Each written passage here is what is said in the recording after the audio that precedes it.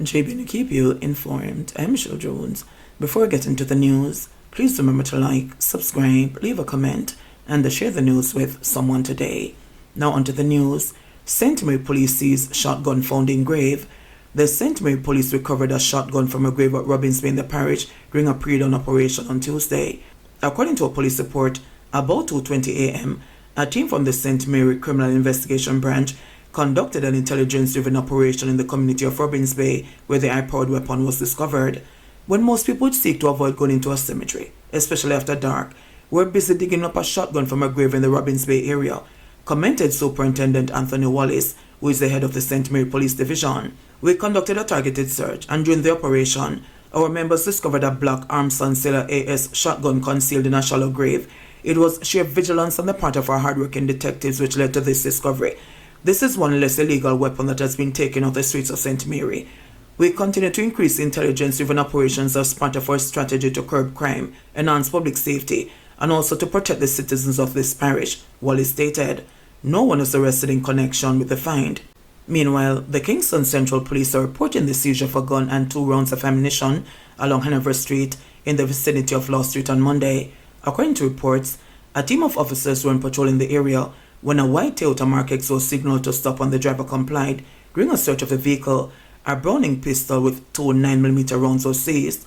The driver was taken into custody pending further investigations. The police also reported that lawmen assigned to the Specialized Operations Branch seized 25 12-gauge shotgun cartridges during an operation along Wellington Street, Dunkirk, Kingston 16 on Tuesday morning. Reports indicate that about 3:35 a.m., lawmen were patrolling the area when a group of men were seen. On the approach of the police, the men ran, leaving behind a bag containing the ammunition.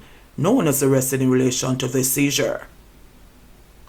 Trenchtown woman listed on JSAF's wanted Wednesday for murder. The St. Andrew South police are seeking a 25-year-old woman for questioning in relation to the stabbing death of a man on the morning of Thursday, October 30, 2025. She has been identified by the police as Brittany Hall, otherwise called Shadona, or Renee Hall, of addresses in Trenchtown in Kingston and Oterias in St. Anne. She is also said to frequent Montego Bay. The police are seeking the public's assistance in locating Hall for questioning over the death of 27-year-old Wayne Robinson of her Coreyville Gardens address in Kingston 20. Reports are that at approximately 3 on the morning of the incident, Robinson was stabbed at his home.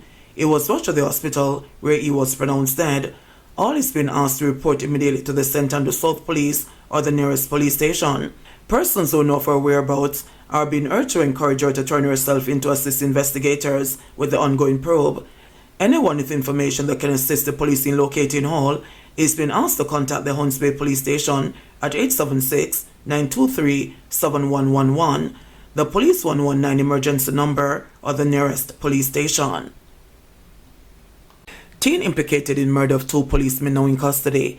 A teenager who was listed as a suspect in last Thursday's double murder of 2 police constables along Waltham Park Road in St. Andrew has surrendered to the authorities. Superintendent Volney Campbell, commanding officer for the Trelawney Police Division, said the 17-year-old boy was taken to the Falmouth Police Station by his attorney on Monday evening.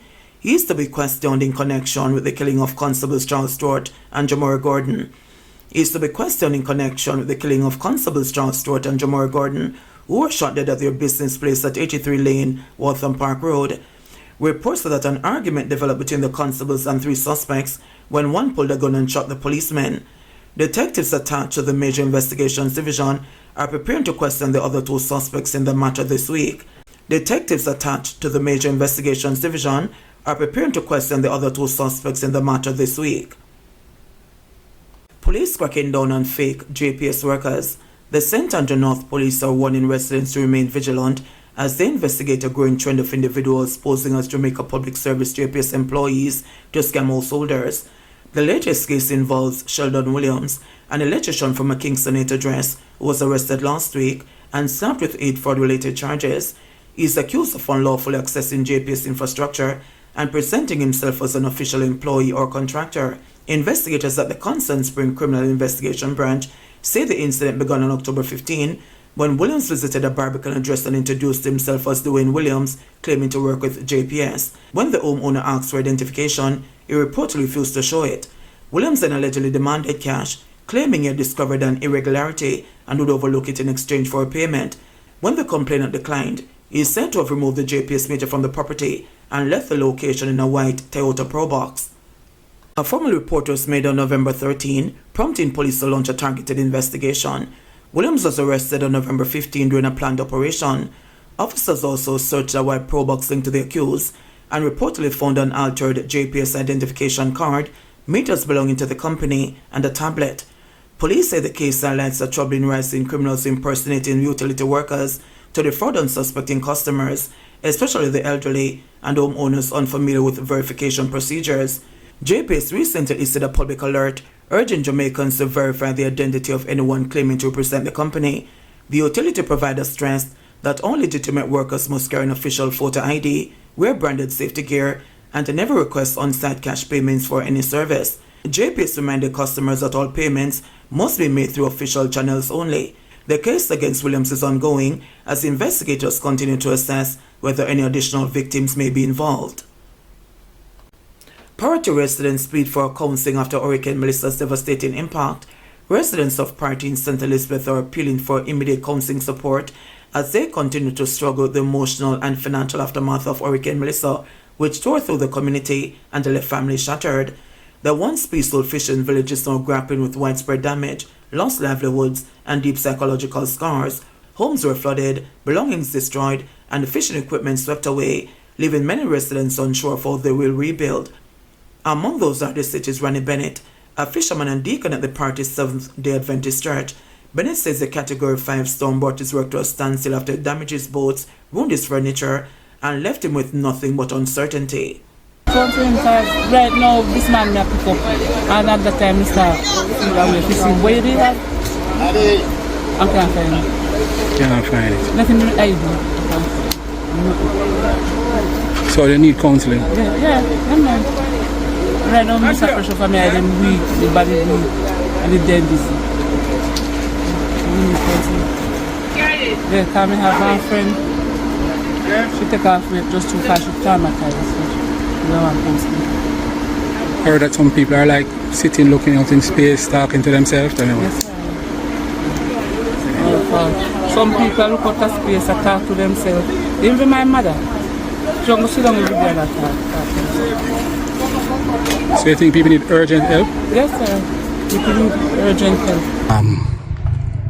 Your property would have destroyed in the hurricane. Yeah. Tell me some of the stuff that you would have lost.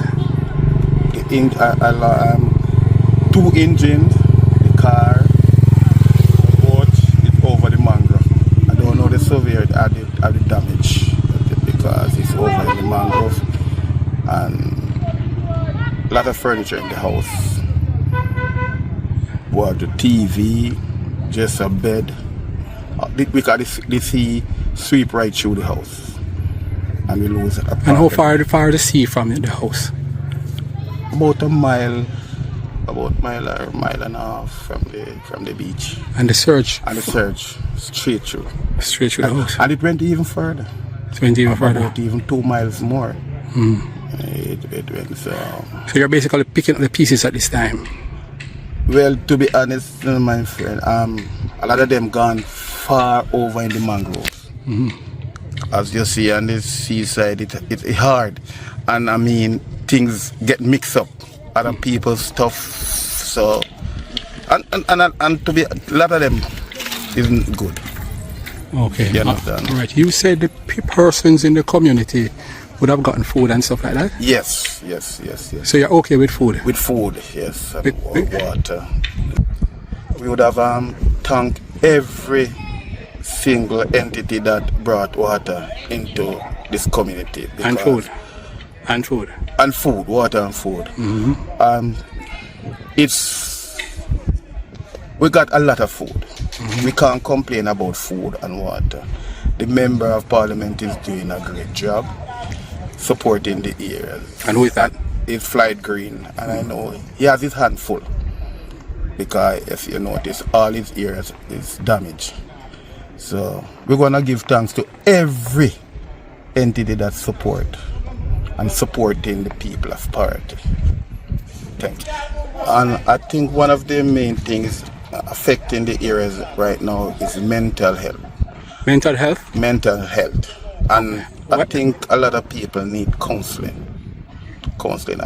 People lost about everything. Everything. Fishermen, the fisher ladies who our daily life depends on fishing. I myself is a fisherman. And the boat is over in the mangroves. The 2 engines seized because they went under the sea. At my house. Because I had them in a shop.